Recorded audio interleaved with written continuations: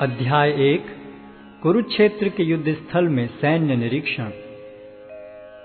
धृतराष्ट्र ने कहा, हे संजय, धर्मभूमि कुरुक्षेत्र में युद्ध की इच्छा से एकत्र हुए मेरे तथा पांडु के पुत्रों ने क्या किया? संजय ने कहा, हे राजन, पांडु पुत्रों द्वारा सेना की व्यूह रचना देखकर राजा दुर्योधन अपने गुरु के पास गया और उसने ये शब्द कहे, हे आचार्य, पांडु पुत्रों की विशाल सेना को देखें, जिसे आपके बुद्धिमान शिष्य द्रुपद के पुत्र ने इतने कौशल से व्यवस्थित किया है। इस सेना में भीम तथा अर्जुन के समान युद्ध करने वाले अनेक वीर धनुर्धर हैं, यथा महारथी युयुधान, विराट तथा द्रुपद। इनके साथ ही धृष्टकेतु, चेकितान, काशीराज, पुरुजित, कुंतीभोज तथा शैब्य जैसे महान शक्तिशाली योद्धा भी हैं। पराक्रमी युधामन्यु, अत्यंत शक्तिशाली उत्तमौजा, सुभद्रा का पुत्र तथा द्रौपदी के पुत्र, ये सभी महारथी हैं। किंतु हे ब्राह्मण श्रेष्ठ, आपकी सूचना के लिए मैं अपनी सेना के उन नायकों के विषय में बताना चाहूंगा जो मेरी सेना को संचालित करने में विशेष रूप से निपुण हैं।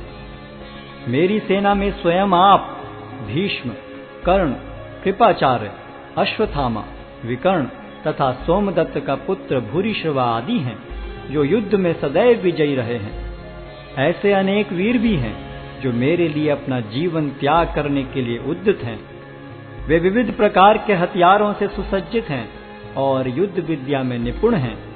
हमारी शक्ति अपरिमेय है और हम सब पितामह द्वारा भली भांति संरक्षित हैं, जबकि पांडवों की शक्ति भीम द्वारा भली भांति संरक्षित होकर भी सीमित है।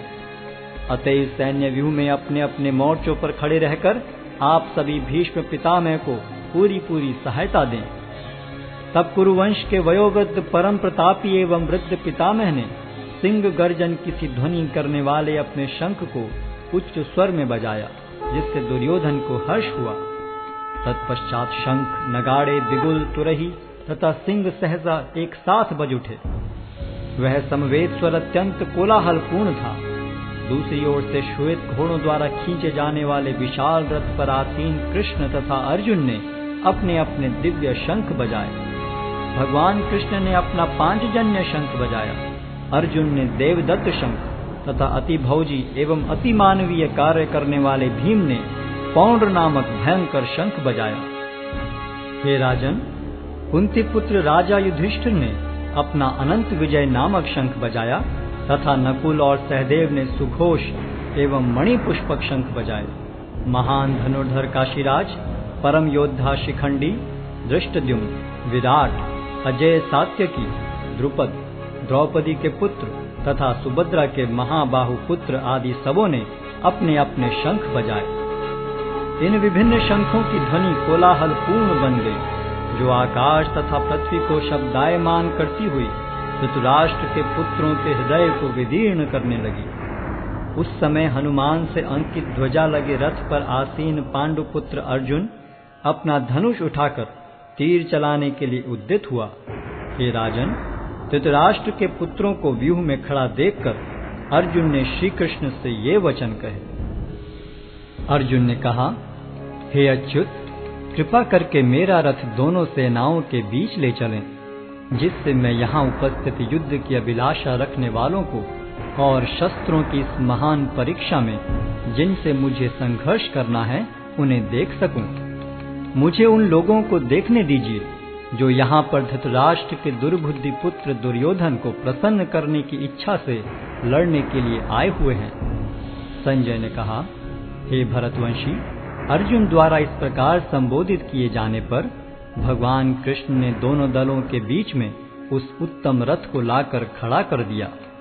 भीष्म, द्रोण तथा विश्व भर के अन्य समस्त राजाओं के सामने भगवान ने कहा कि हे पार्थ, यहाँ पर एकत्र सारे कुरुओं को देखो। अर्जुन ने वहां पर दोनों पक्षों की सेनाओं के मध्य में अपने चाचा ताऊओं, पितामहों, गुरुओं, मामाओं, भाइयों, पुत्रों, पौत्रों, मित्रों, ससुरों और शुभ चिंतकों को भी देखा।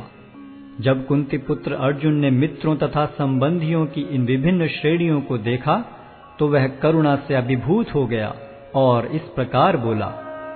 अर्जुन ने कहा, हे कृष्ण, इस प्रकार युद्ध की इच्छा रखने वाले अपने मित्रों तथा संबंधियों को अपने समक्ष उपस्थित देखकर मेरे शरीर के अंग कांप रहे हैं और मेरा मुख सूखा जा रहा है।